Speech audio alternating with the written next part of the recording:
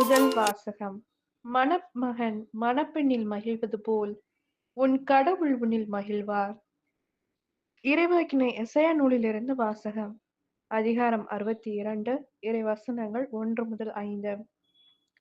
சீயோனின் வெற்றி வைகறை ஒளியெனவும் அதன் மீட்பு சுடர் விளக்கெனவும் வெளிப்படும் வரை அதனை முன்னிட்டு மௌனமாயிரேன். எருசலேம் பொருட்டு செயலற்று அமைதியாயிரேன். பிற இனத்தார் உன் வெற்றியைக் காண்பர். மன்னர் யாவரும் உன் மேன்மையை பார்ப்பர். ஆண்டவர் தம் நாவினால் சுட்டும் புதியதொரு பெயரால் நீ அழைக்கப்படுவாய். ஆண்டவரின் கையில் நீ அழகிய மணிமுடியாக திகழ்வாய். உன் கடவுளின் கரத்தில் அரச மகுடமாய் விளங்குவாய். கைவிடப்பட்டவர் என்று இனி நீ பெயர் பெற மாட்டாய். பாழ்பட்டது என இனி நீ உன் வாடு அழைக்கப்படாது. நீ எப்சிபா என்று அழைக்கப்படுவாய். உன் நாடு பெயுலா என்று பெயர் பெறும். ஏனெனில் ஆண்டவர் உன்னை விரும்புகின்றார். உன் நாடு மணவாழ்வு பெறும். இளைஞன் கன்னி பெண்ணை மணப்பது போல உன்னை எழுப்பியவர் உன்னை மணந்து கொள்வார். மணமகன் மணப்பெண்ணில் மகிழ்வது போல் உன் கடவுள் உன்னில் மகிழ்வார். இது ஆண்டவரின் அருள்வாக்கு. இறைவா உமக்கு நன்றி. இரண்டாம் வாசகம். தூய ஆவியார் தம் விருப்பம் போல் ஒவ்வொருவருக்கும் கொடைகளை பகிர்ந்தளிக்கிறார். திருத்தூதர் பவுல் கொரிந்தியருக்கு எழுதிய முதல் திருமுகத்திலிருந்து வாசகம். அதிகாரம் 12, இறைவசனங்கள் 4 முதல் 11. சகோதர சகோதரிகளே, அருள் கொடைகள் பலவகை உண்டு, ஆனால் தூய ஆவியார் ஒருவரே. திருத்தொண்டுகளும் பலவகை உண்டு, ஆனால் ஆண்டவர் ஒருவரே. செயல்பாடுகள் பலவகை உண்டு, ஆனால் கடவுள் ஒருவரே. அவரே எல்லாரிடமும் எல்லாவற்றையும் செயல்படுத்துபவர். பொது நன்மைக்காகவே தூய ஆவியாரின் செயல்பாடுகள் ஒவ்வொருவரிலும் வெளிப்படுகிறது. தூய ஆவியார் ஒருவருக்கு ஞானம் நிறைந்த சொல்வளத்தை அருளுகிறார். இன்னொருவருக்கோ அதே ஆவியார் அறிவு செறிந்த சொல்வளத்தை அளிக்கிறார். அதே ஆவியார் வேறொருவருக்கு நம்பிக்கை அருளுகிறார். அந்த ஒரே ஆவியார் மற்றொருவருக்கு பிணி தீர்க்கும் அருள் கொடைகளையும் அளிக்கிறார்.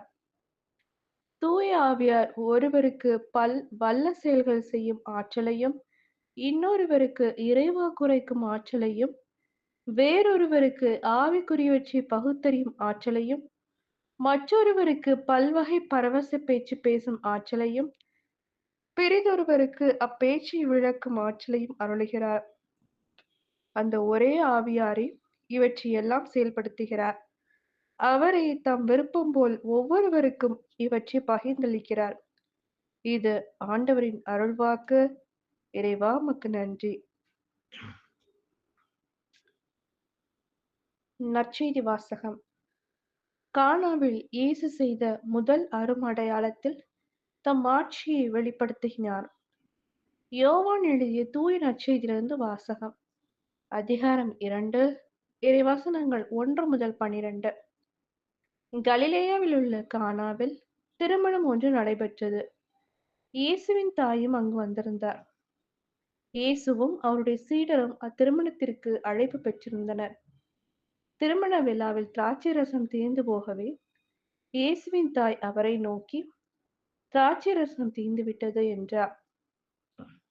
இயேசு அவரிடம், அம்மா, அதை பற்றி நாம் என்ன செய்ய முடியும்? எனது நேரம் இன்னும் வரவில்லையே என்றார்.